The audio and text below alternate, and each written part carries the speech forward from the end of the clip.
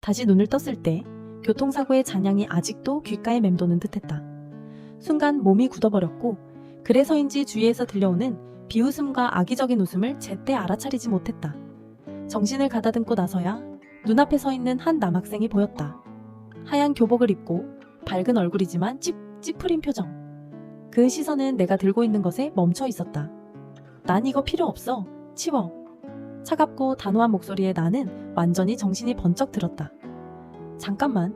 방금 전까진 분명 회사 회의실에 있었는데. 고개를 숙여 손에 든 편지를 바라본다. 주위를 둘러보니 다들 아직 어린 얼굴, 똑같은 교복, 12학년 교실. 설마 내가 다시 살아난 건가? 생각이 번쩍 스치자 옆에 있던 남학생이 휘파람을 불며 말했다. 이건 온니엔을 향한 션 닉락의 진심 고백이야. 받아라. 다른 녀석도 바로 거들었다. 받을 수가 없지. 우리 학교의 남신 션 닉락은 내 쉐만 좋아하는데. 그리고는 나를 보며 경멸 섞인 눈빛을 보냈다. 아무나 감히 남신의 눈에 들 수 있는 게 아니거든. 나는 편지를 꽉 쥔 채 두 녀석을 차갑게 노려봤다. 그들의 얼굴은 낯설지 않았다. 한 명은 션 닉락과 함께 토론대회에 나갔던 녀석, 다른 한 명은 내 쉐만 졸졸 따라다니던 녀석. 지난 생에서 바로 이 둘이 많은 사람들 앞에서 내 말을 끊고 변명할 기회조차 주지 않았다. 그때 무리지어 나를 조롱했고 결국 나는 완전히 무너졌다. 그 일로 인해 션 닉락과 나 사이의 추억도 깨져버렸고 80kg가 넘는 몸무게의 주제도 모르고 남신에게 고백한 여자라는 꼬리표까지 붙었다. 나는 학교 전체의 웃음거리가 되었고 반년 넘게 괴롭힘을 당했다. 결국 정신이 무너져 대학 입시마저 망쳐버렸다. 나는 숨을 고르고 두 녀석을 향해 단호히 말했다. 둘 다 이제 그만하지 않겠어? 이게 러브레터인 줄 난 전혀 몰랐어. 누군가 이 안에 중요한 시험 자료가 있다고 해서 믿었을 뿐이야. 그런데 내가 션 닉락에게 주기도 전에 너희가 가로채서 찢어버렸지. 내 시선은 곧장 두 녀석을 꿰뚫었다. 목소리를 낮추며 이런 짓을 꾸며내 날 속인 사람, 속으로는 누가 진짜 쓰레기인지 잘 알겠지? 내가 굳이 말하지 않아도 될 거야. 그래, 나 아주 뚱뚱해. 나는 비웃듯 웃어 올리며 눈빛은 칼날처럼 차가웠다. 하지만 남의 앞잡이가 되어 시키는 대로만 움직이는 너희, 그게 과연 대단한 거라고 생각하니? 두 녀석 중 한 명은 얼굴이 벌겋게 달아오르며 결국 달려들어 손을 올리려 했다. 그 순간 쾅! 문이 열리며 한 소년이 교실로 뛰어들었다. 거침없는 발차기 한 방에 그 녀석은 그대로 날아가 벽에 부딪혔다. 순간 교실 안은 얼어붙은 듯 조용해졌다. 나조차 멍하니 서서 내 앞을 막아선 그 소년을 올려다보았다. 날렵한 이목구비, 키 큰 체구. 그는 마치 단단한 방패처럼 내 앞에 서 있었지만 그 태도에는 거칠고 오만한 기운이 배어 있었다. 역광 때문에 얼굴은 똑바로 보이지 않았지만 그 목소리만은 똑똑히 들렸다. 그는 편지를 들어 올리며 주인은 완전히 무시한 채 션 닉락을 향해 차갑게 내뱉었다. 내가 소중히 여기는 건 적어도 네가 받을 물건은 아니야. 나는 고개를 숙인 채 그가 강하게 끌어주면서도 걸음마다 조심스럽게 나를 부축하는 걸 느꼈다. 강의실 건물을 완전히 벗어나서야 겨우 그를 불렀다. 하야. 그의 뒷모습이 순간 멈췄다. 그러다 머리를 긁적이며 어색하게 웃었다. 나 아직도 기억해? 내가 학교에서 좀 싸움질로 유명해서 말이지. 설마 이렇게까지 얼굴이 알려져 있을 줄이야. 하하하. 익숙한 그 목소리에 눈시울이 뜨거워졌다. 눈물이 저절로 흘러내렸다. 어떻게 내가 하야를 알아보지 못할 수 있겠어? 내 삶에서 가장 어두웠던 시절 유일한 빛이 되어줬던 그 사람인데, 전생에서 나의 연인이었던 그 사람, 내가 다시 살아오기 1년 전 이미 세상을 떠나버린 그 사람이었다. 내 눈물이 멈추지 않자 하야는 당황해하며 말했다. 야, 울지마. 내가 뭐 잘못 말했어? 그 두 놈이 널 다치게 한 거야? 내가 당장 돌아가서 박살 내줄까? 나는 급히 고개를 저으며 눈물을 닦았다. 억지로 웃어 보이며 말했다. 아냐, 네가 나 대신 나서줄 필요 없어. 이 빚은 내가 직접 갚을 거야. 그가 여전히 분노에 차 돌아가려는 기세를 보이자 나는 서둘러 다른 화제를 꺼냈다. 너 12학년 14반이지? 근데 왜 우리 반 교실에 나타난 거야? 전생에 나는 하야를 3년 동안 사랑했었고 왜 그가 내 곁에 있었는지 잘 알고 있었다. 하지만 과거에서 우리는 대학 2학년 때 처음 연락을 시작했고 고등학교 시절엔 그날 이후 다시 마주친 적이 없었다. 혹시 내가 다시 살아온 덕분에 나비 효과 같은 게 일어난 걸까? 하야는 잠시 망설이더니 입을 열었다.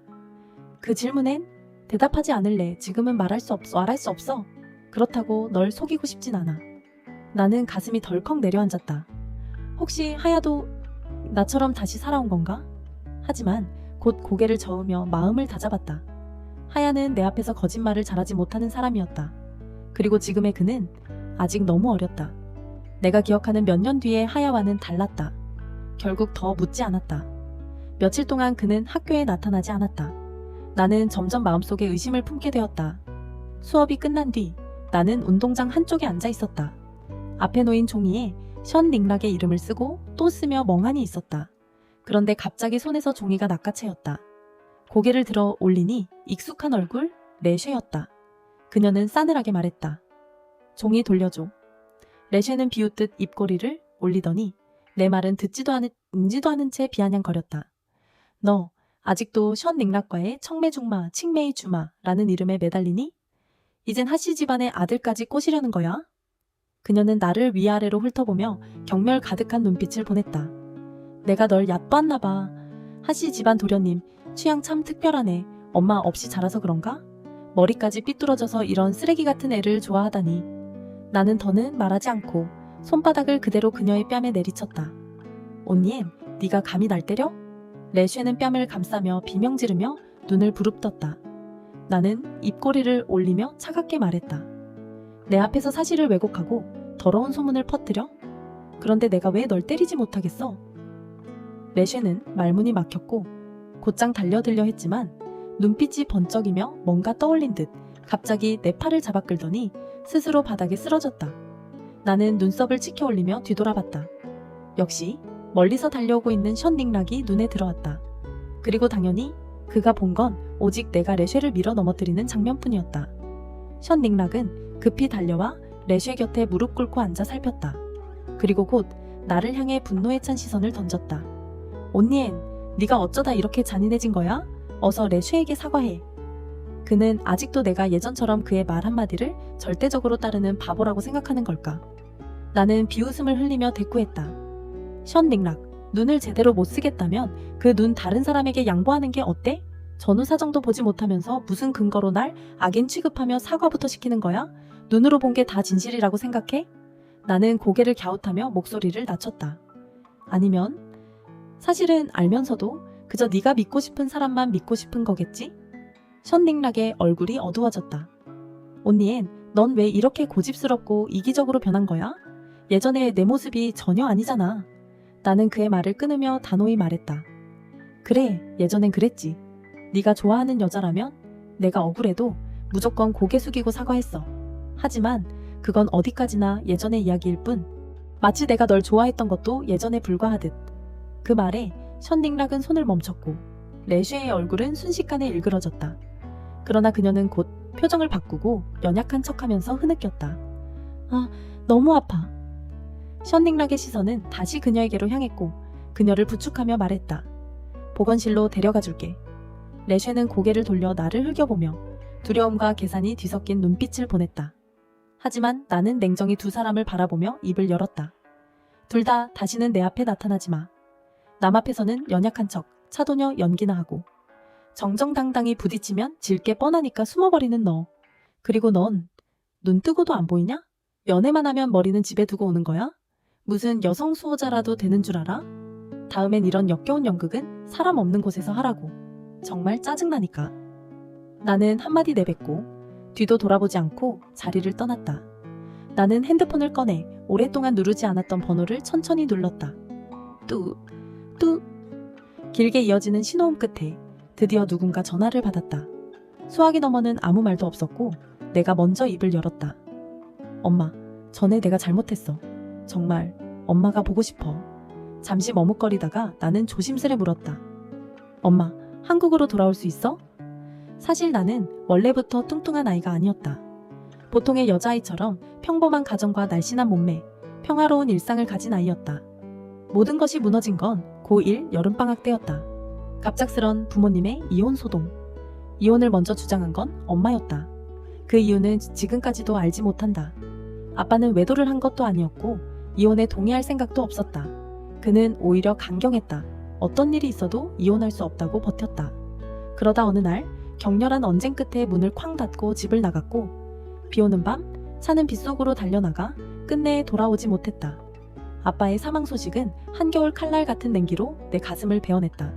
하지만 무엇보다 나를 더 아프게 한 건 영정 앞에 선 엄마의 눈이었다. 그 순간조차 엄마의 눈에서는 단 한 방울의 눈물도 떨어지지 않았다. 나는 한순간에 자랑스러워하던 가정을 잃었다. 그날 이후 억눌렸던 원망은 폭발했고 엄마와 크게 싸웠다. 다음 날 엄마는 내게 대학 졸업 때까지 쓸 수 있는 재산을 남기고 친척을 붙여 나를 보살피게 한 뒤 혼자 해외로 떠났다. 그 이후 나는 끝없는 심연에 빠져들었다. 폭식으로 스스로를 무너뜨렸고 몸은 점점 변했고 마음마저도 일그러졌다. 전생에서 나는 끝내 엄마와 화해하지 못했다. 내가 왕따를 당한 일도 단 한 번도 엄마에게 말하지 않았다. 몇 년간 고집을 부린 끝에 대학 입시에서 낙방했을 때에야 엄마는 내가 겪어온 것을 알게 되었다. 그때 엄마는 곧장 귀국했고 나를 괴롭힌 아이들을 하나하나 끌어내 응징했다. 내 쇠조차 그리고 션 닉락마저도 션 가문의 힘으로도 막아내지 못했다. 하지만 이미 늦어 있었다. 내 우울증은 돌이킬 수 없을 정도로 심각했고 어둠은 내 삶을 완전히 삼켜버렸다. 수차례 극단적인 선택을 시도했지만 실패했고 마지막 시도는 고층 빌딩 28층 옥상이었다. 얼굴을 때리는 바람은 칼처럼 차가웠다. 정신은 아득해지고 마치 기억 깊숙한 곳에서 낯익은 목소리가 들려왔다. 샤오니엔, 아빠가 데리러 왔다. 아빠가 잘못했어. 아빠가 널 지켜주지 못해서. 뜨겁게 솟구친 눈물이 차가운 바람 속에 흘렀다. 한 발만 더 내디디면 모든 게 끝날 순간 누군가 나를 거칠게 끌어당겼다. 위험을 무릅쓰고 나를 뒤로 끌어내린 사람. 처음으로 하야를 만난 순간이 바로 그때였다. 나를 끌어안은 그는 거칠게 숨을 몰아쉬며 눈가는 붉게 젖어 있었다.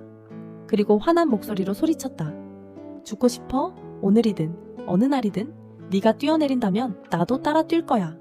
그러면 넌 무고한 한 사람의 목숨을 등에 업고 죽어야 해. 죽어서도 편히 못 쉴 거라고. 그 순간 나는 어처구니가 없어 웃음이 나올 뻔했다. 이름도 모르는 남자가 어떻게 이런 말을 할 수 있을까?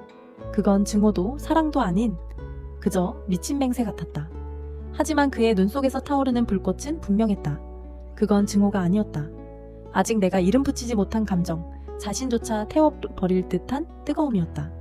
마치 홀린 듯 나는 그 순간 그의 말을 믿고 말았다. 중국어 수업 종이 울리며 나는 긴 회상에서 깨어났다. 정신을 차렸을 땐 이미 발길이 멈추지 않았고 눈앞에는 14반 교실이 서 있었다. 학생들의 시선이 한꺼번에 내게 꽂혔다. 의심, 비웃음, 호기심, 온갖 감정이 뒤섞여 있었다. 내가 서둘러 마음을 가라앉히려는 순간 익숙한 목소리가 울려 퍼졌다. 온니엔. 교실 맨 뒤에 앉아있던 하야가 벌떡 일어나 의자를 밀치며 걸어 나왔다. 그가 나를 향해 다가오다가 주위를 둘러보더니 눈빛이 매섭게 변했다. 다들 입 닫고 공부해. 누구든 감히 또 괴롭히면 가만 안 둔다. 한순간 교실은 조용해졌다. 가장 말썽 많던 하야의 입에서 공부 열심히 해라는 말이 나오자 나는 순간 세상이 뒤집힌 건가 싶었다. 그는 다시 내게 다가왔다. 손을 뻗어 잡으려다 망설이며 대신 조심스레 내 교복 소매를 살짝 잡았다. 온니엔, 같이 가자. 우리는 나란히 교실을 나와 한적한 운동장을 걸었다. 나는 그를 곁눈질하며 장난스럽게 말했다. 이 시간 수업 아니야? 너 지금 땡땡이 치는 거잖아. 하지만 곧 마음속으로 인정했다. 사실 먼저 찾아온 건 나였다. 그가 수업을 빼먹든 말든 중요한 건 내가 그를 만나러 왔다는 사실이었다. 하야가 갑자기 걸음을 멈추었다. 나도 멈춰서 보니 우리는 어느새 학교의 낡은 창고 앞에 와 있었다. 평소엔 아무도 찾지 않는 곳. 하야는 조금 긴장한 듯 보였지만 애써 태연하게 입을 열었다. 온니엔? 앞으로 계속 이렇게 불러도 돼? 나는 피식 웃었다. 내 맘대로 해. 그리고 나 볼 때마다 그렇게 긴장하지 마. 내가 널 잡아먹기라도 하겠어. 분위기를 풀려고 한 말이었는데 그는 갑자기 귀까지 빨개졌다. 너 언젠가는 날 잡아먹을 거잖아. 그러니까 당연히 긴장되지. 나는 순간 얼어붙었다. 그의 순진한 얼굴을 보며 전생 옥상에서 내 손을 잡아 끌던 하야의 눈빛이 떠올랐다. 나는 참지 못하고 그의 어깨를 꽉 붙들었다. 하여, 정화해.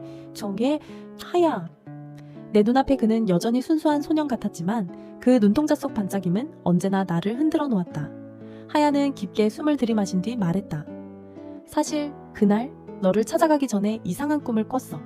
많은 사람과 많은 일이 나왔는데 깨어나니 거의 다 잊어버렸어. 그런데 단 한 가지는 선명해. 그 꿈속에 있던 사람이 바로 너였어. 나는 한동안 말을 잃었다. 충격적인 고백을 소화하느라 멍해 있었다. 그 사이 하야의 눈에 스친 미묘한 그림자는 나는 보지 못했다. 그 후 나는 그에게 많은 이야기를 들려주었다. 우리가 미래에서 어떻게 만나는지, 서로 어떤 시간을 함께 했는지, 그리고 결국 어떤 비극이 찾아왔는지까지.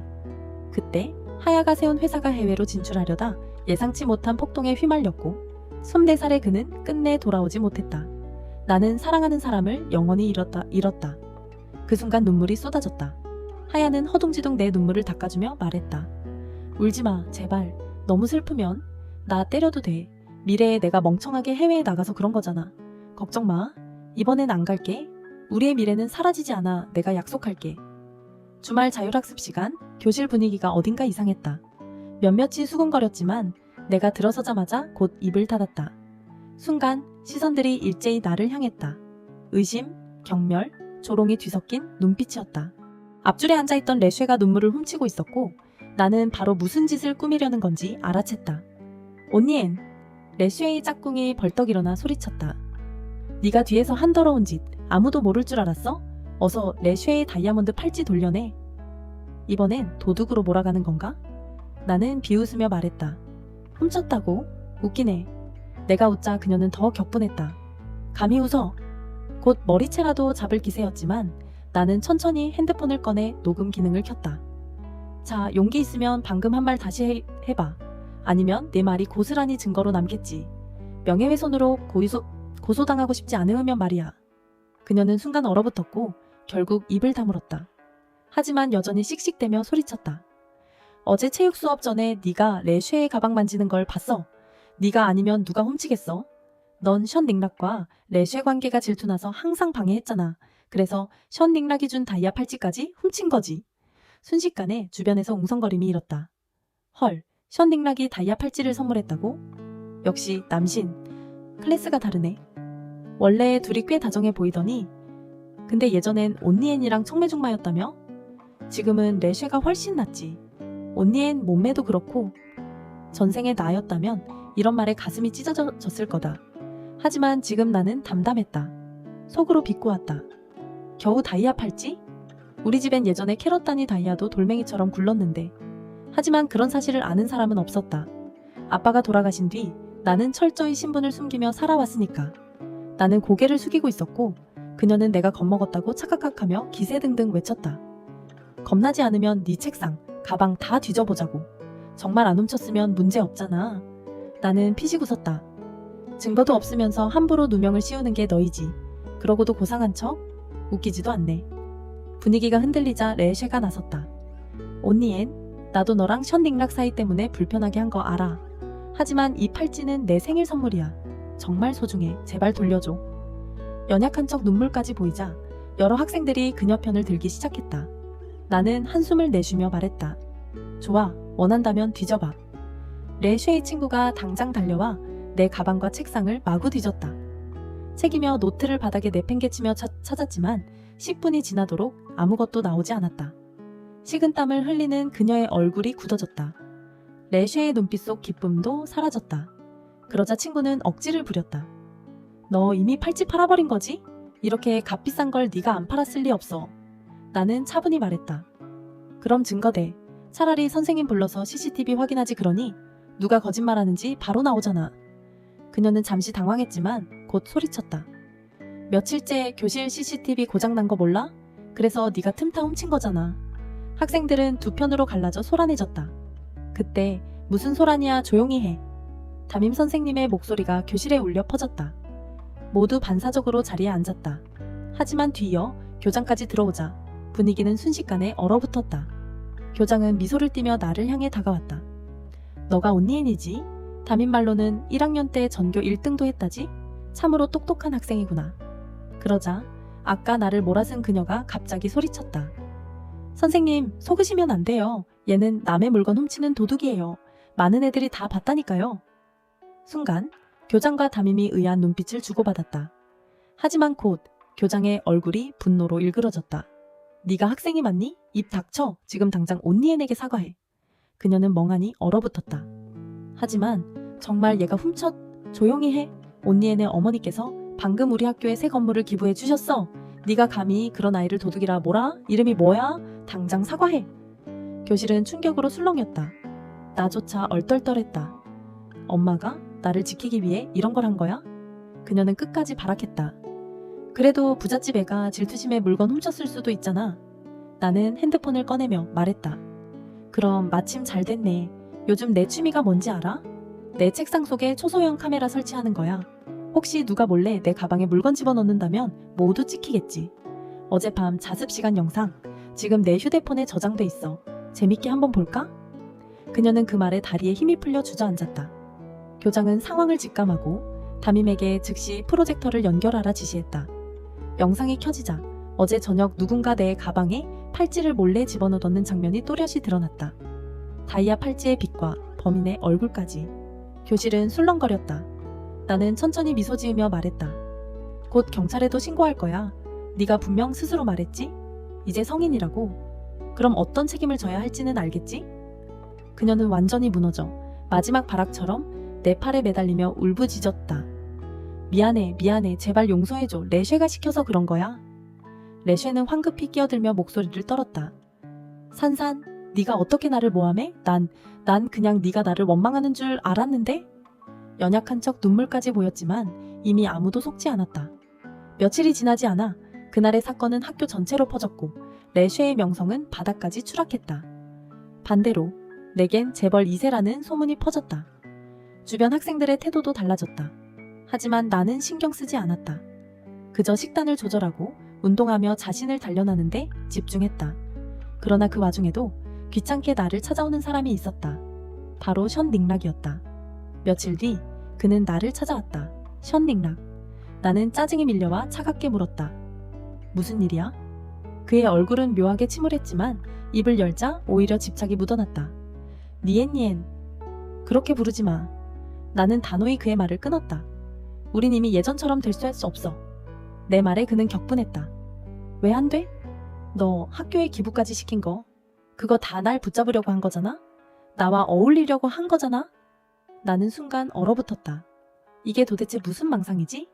그는 더욱 뻔뻔하게 말을 이었다. 좋아, 허락하지. 내 여자친구가 되어도 돼. 하지만 대신 레쉐를 위해 다른 애들 앞에서 좋게 말 좀 해줘. 그 애가 나를 너무 좋아하다 보니 실수한 거잖아. 찰싹! 내 손바닥이 그의 뺨을 강하게 때렸다. 교실 안에 맑고 큰 소리가 울려 퍼졌다. 션 닉락은 충격에 얼굴을 감싸며 믿을 수 없다는 눈빛으로 나를 바라봤다. 나는 붉어진 손바닥을 털며 차갑게 말했다. 꺼져. 그는 여전히 집착하듯 다가오려 했다. 니엔, 난 진심이야. 우린. 하지만 이번엔 그를 기다리고 있던 건 내 주먹이 아니었다. 쾅! 하야였다. 분노로 붉어진 눈으로 그는 션 닉락을 거칠게 때렸다. 주먹과 발길질이 이어졌다. 싸움이라면 션 닉락은 하야의 상대가 되지 못했다. 결국 그는 초라하게 얻어맞은 채 도망쳤다. 나는 그의 뒷모습을 바라보다 작게 중얼거렸다. 잘가, 잘못된 과거여. 이젠 안녕. 시간은 빠르게 흘러 어느덧 5월 말이 되었다. 반년 동안 식단을 조절하고 꾸준히 운동한 덕에 내 몸은 거의 정상 체중에 가까워졌다. 이제는 친구들의 시선 속에도 진심 어린 호감이 담겨 있었다. 공부도 소홀히 하지 않았고 드디어 대학 입시 결과가 발표되었다. 예상보다 5점 낮아 칭하나 베이징대는 아쉽게 놓쳤지만 그래도 중점대학에 합격할 수 있었다. 조금의 설렘을 안고 나는 하야를 찾았다. 시험도 끝났으니 이제 우리 사이도 새로운 시작이 될 수 있겠지. 하지만 그가 자주 가던 낡은 창고에 도착했을 때 나는 충격적인 장면을 보았다. 하야는 혼자 서서 마치 허공과 대화하듯 중얼거리고 있었다. 온니엔에게 내가 죽었다는 걸 알릴 수는 없어. 남은 시간이 얼마 없으니까. 차라리 모르게 하는 게 낫겠지. 그렇지 않으면 너무 불공평하잖아. 나는 그 자리에서 얼어붙었다. 들키지 않으려 숨을 죽였지만 머릿속에서는 조각들이 맞춰지고 있었다. 설마 하야도? 내가 잃어였던 24살의 그 하야? 그가 죽은 후에도 영혼처럼 남아있었던 건가? 잠시 후 그도 내가 있다는 걸 눈치챘다. 당황스러운 얼굴로 나를 바라보며 억지 웃음을 지었다. 아, 혹시 시험 점수 말하려고 온 거지? 내 것도 맞춰봐. 나도 명문대 커트라인은 넘겼어. 같은 대학은 못 가더라도 너 있는 도시로 꼭 갈 거야. 매일 널 만나러 가야지. 우리 미래를 함께하기로 했잖아. 나는 눈물만 흘리며 그를 바라봤다. 그래, 우리의 미래. 하지만 그 미래엔 24살에 죽은 하야는 없는 거지. 나는 허공을 향해 시선을 돌렸다. 거기엔 아무것도 없었지만 분명히 그가 있었다. 나를 구해준 사람, 늘 장난스럽지만 고백할 땐 귀까지 빨개지던 사람, 마지막으로 돌아오겠다고 약속했지만 끝내 돌아오지 못한 사람, 내 하야. 18살의 하야는 결국 입술을 깨물며 진실을 털어놨다. 사실 내가 처음 너를 찾아오기 일주일 전 미래에서 온 나를 만났어. 순번지하의 제이 나타네요. 24살의 내가 이미 죽은 내가 말했지. 온니엔을 지켜라. 사랑해라. 그게 내가 남아있는 이유라고. 그의 목소리는 떨리고 있었다. 24살의 나는 결국 미련을 버리고 사라질 거야. 시간이 얼마 남지 않았대. 그러니까 내가 대신할 수밖에 없어. 나는 눈물이 멈추지 않았다. 그를 꼭 끌어안으며 속삭였다. 얼마가 남았든 나는 끝까지 네 곁에 있을 거야. 그러자 18살의 하야는 눈시울이 붉어졌다. 그리고 낮게 말했다. 온니엔, 사실 내가 널 처음 본 건 묘지에서였어.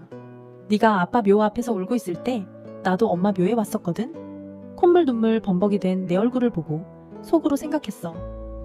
나랑 똑같이 재수 없는 애구나. 그는 피식 웃으며 말을 이었다. 그때 넌 거의 쓰러질 정도로 울면서도 길가에 있던 아이가 차에 치일 뻔하자 망설임 없이 뛰어나갔잖아. 그걸 보고 이상하게 신경이 쓰였어. 그 뒤로 몰래 너를 지켜봤다. 그래서 나는 네 곁에 있고 싶었어. 나는 대답하지 못했고 그는 씁쓸하게 웃으며 말했다. 이제 알겠어. 넌 결국 나보다 그 미래의 나를 더 원한다는 걸. 그는 조용히 뒤돌아 걸어갔다. 나는 그 뒷모습을 바라보며 가슴 깊이 아픔을 삼켰다. 나는 한동안 창고 구석에 앉아 있었다. 하늘은 점점 어두워지고 마음도 무거워졌다. 그런데 갑자기 쿵! 창고 문이 밖에서 잠겨버렸다. 놀란 나는 소리쳤다. 누구야? 곧 들려온 건 레쉐의 미친 듯한 목소리였다. 온니엔, 요즘 잘 나가더라? 모두가 널 좋아해. 그런데 난 괴물 취급이나 받고 다 너 때문이야. 그녀의 목소리는 점점 광기에 잠겨갔다. 모두 날 버리고 널 선택해. 그래, 다 내 잘못이야. 네가 사라지면 모든 게 다시 제자리로 돌아올 거야. 션딩락도, 선생님도, 친구들도 전부. 이내 코끝을 찌르는 매캐한 연기 냄새. 불길이 치솟기 시작했다. 나는 필사적으로 문을 두드리며 외쳤다. 레쉐, 이건 살인이야. 법이 널 가만둘 것 같아? 그러나 그녀는 미친 듯 웃었다. 네가 죽기만 하면 돼. 다 타버리고 넌 영영 아무것도 못 가지게 돼. 연기가 가득 차고 호흡이 가빠졌다. 눈앞이 어두워져 갔다. 그래, 이렇게 끝나는 건가? 차라리 이대로 24살의 하야 곁에 갈 수 있다면. 의식이 끊기려는 그 순간 쾅! 문이 발로 차이며 열려 젖혔다. 18살의 하야가 불길 속으로 달려 들어왔다. 그는 곧장 나를 끌어안아 몸으로 감싸며 불길을 뚫고 달려나왔다. 온니엔, 괜찮아? 그는 내 몸 곳곳을 확인하며 다급히 물었지만 정작 그의 팔과 어깨엔 화상 자국이 선명했다. 그는 그것조차 신경 쓰지 않고 말했다. 난 여기 있어. 절대 널 두고 가지 않아. 그 순간 내 눈에 겹쳐 보였다. 눈앞에 18살 하야와 전생의 24살 하야가 동시에 눈물이 시야를 가리자 나는 그가 웃고 있는 것 같았다. 미안해. 약속을 지키지 못했어. 그러니까 이제부턴 18살에 내가 대신 갚아줄게. 우리는 언제나 네 곁에 있을 거야. 2달 뒤 법원의 판결이 내려졌다. 18살이 된 레쉐는 결국 방화 및 살인 미수로 남은 인생을 감옥에서 보내게 되었다. 4달 뒤 하야는 병원에서 퇴원했다. 나보다 한 달 늦었지만 불길 속에서 입은 화상을 끝내 이겨낸 것이다. 하지만 그 이후 나는 다시는 24살의 하야를 볼 수 없었다. 그의 집착과 미련은 마침내 사라진 것이다. 비오는 어느 날 하야는 운명 같은 만남을 경험했다.